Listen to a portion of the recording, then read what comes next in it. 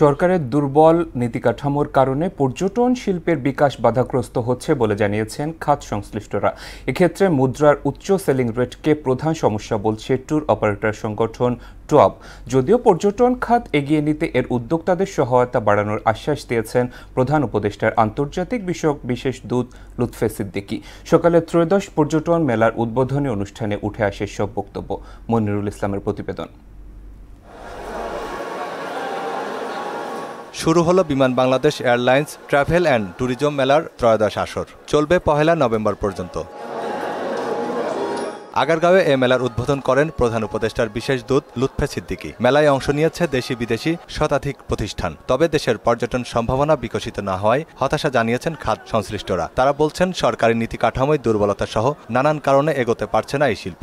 Regular যে tourism সেক্টরটা ওরকম না, আমরা বেসিক্যালি কমিউনিটিকে নিয়ে কাজ করতে চাচ্ছি। পলিসি মেক করে আমাদের দেশে জিনিসটাকে স্থিতিশীল আনতে হবে। থাইল্যান্ডে হচ্ছে কারেন্সি যত, ভারত তার অর্ধেক, তাই তো? তাহলে বেটার ট্রিটমেন্টের জন্য, টেকনোলজিক্যাল ডেভেলপমেন্টের জন্য থাইল্যান্ড অনেক এগিয়ে আছে চিকিৎসা ক্ষেত্রে। আমি যেখানে বেটার সার্ভিস পাবো, বেটার ট্রিটমেন্ট পাবো সেখানেই যাব। তো আমার মনে হয় Bangkok is the best choice for treatment.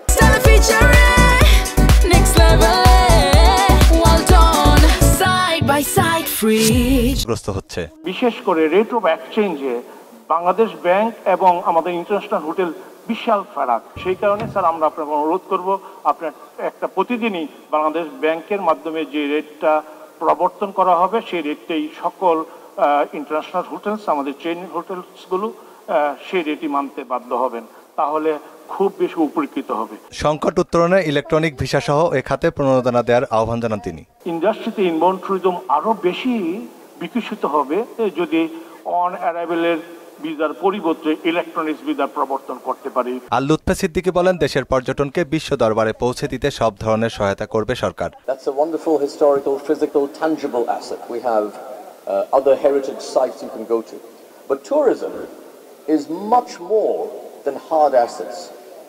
Tourism is about experience. It's about how you make me feel. খাত সংশ্লিষ্ট নতুন উদ্যোক্তাদের আর্থিক সহায়তা দেওয়ার কথাও বলেন তিনি।